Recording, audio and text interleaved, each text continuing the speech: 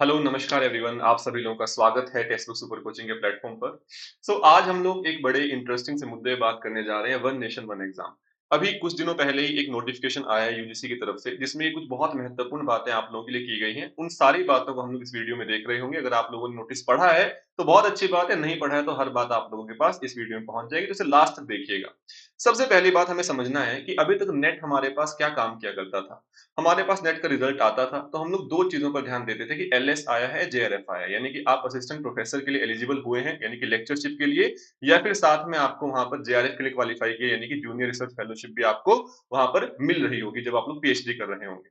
उसके बाद क्या हुआ करता था कि इतना करने के बाद भी एक बच्चे को जब वो पीएचडी करने जाता था उसे एंट्रेंस एग्जाम देने पड़ते थे, और एक दो नहीं, वो जिस यूनिवर्सिटी में जाना चाहता था वहां पर हर जगह एक नया एंट्रेंस एग्जाम आपको देना पड़ता है ना।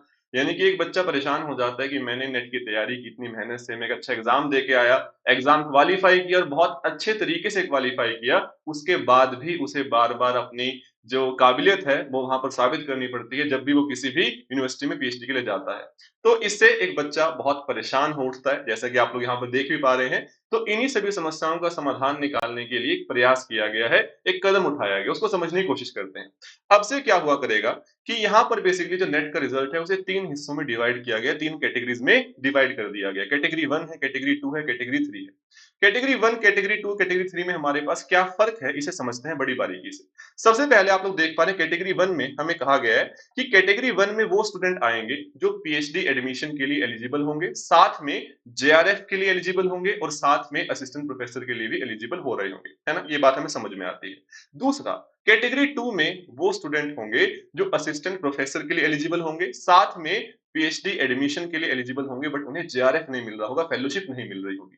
एंड एक थर्ड कैटेगरी नई ऐड की गई है, जिसमें सिर्फ वो स्टूडेंट रह रहे होंगे जो बेसिकली सिर्फ पीएचडी एडमिशन के लिए एलिजिबल होंगे, असिस्टेंट प्रोफेसर एंड जेआरएफ के लिए एलिजिबल नहीं हो रहे होंगे। इसे थोड़ा ब्रीफ में समझने की कोशिश करते हैं। यहाँ पर आप लोग देख पा रहे हैं तीन कैटेगरीज हैं और हमारे पास यहाँ तीन कॉलम्स बनाए गए हैं, जेआरएफ, असिस्टेंट प्रोफेसर, पीएचडी। अगर आप कैटेगरी वन में आते हैं तो आप इन तीनों के लिए एलिजिबल हो, जेआरएफ के लिए, असिस्टेंट प्रोफेसर के लिए और पीएचडी के लिए। बट यदि आप कैटेगरी टू में हो तो आपको फेलोशिप नहीं मिलेगी, बाकी दोनों चीजों के लिए आप लोग एलिजिबल हो रहे होंगे।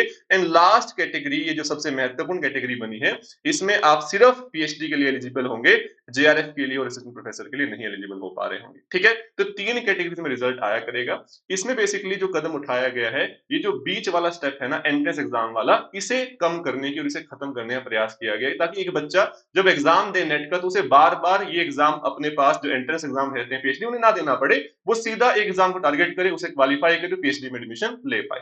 इसमें कुछ खास बातें और जुड़ती हैं, यहाँ पर आप लोग देख पा रहे हो कि सजेस्ट किया गया है यूनिवर्सिटीज को कि वो अपने पास बच्चे जो कैटेगरी टू एंड थ्री में आते हैं तो उनके लिए आप इस क्राइटेरिया का यूज कर सकते हैं कि 70% वेटेज दी जाए आप लोगों के नेट के स्कोर को और 30% वेटेज वहां पे दिया जाए आपको जो इंटरव्यू वो लेने वाले हैं। ठीक है, इस बेस पे सब की सब चीजें की जा सकती हैं। तो एक बहुत अच्छी पहल है जिससे कि एक बच्चा अपना पूरा फोकस नेट के एग्जाम पर दे सकता है और उसे उसके बाद ऐसा नहीं है कि सीधा फिर बहुत सारे एंट्रेंस एग्जाम की तैयारी फिर से करनी पड़ रही है, फिर से उसे एग्जाम में बैठना पड़ रहा है, फिर से उसे अपनी काबिलियत साबित करनी पड़ रही है।